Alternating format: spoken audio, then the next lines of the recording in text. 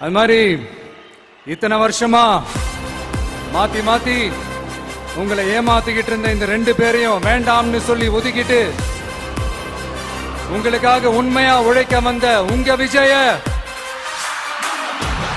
உங்க அண்ணனை, உங்க தம்பிய முதல் அமைச்சரா இல்ல முதல் சேவகனா ஆக்கியிருக்கிறீங்க.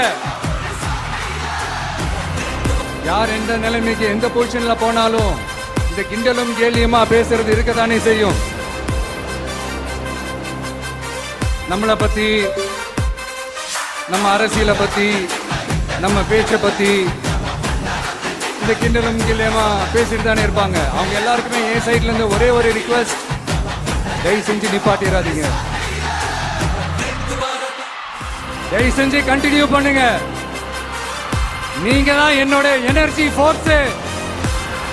நீங்க பேசிக்கிட்டே இருங்க.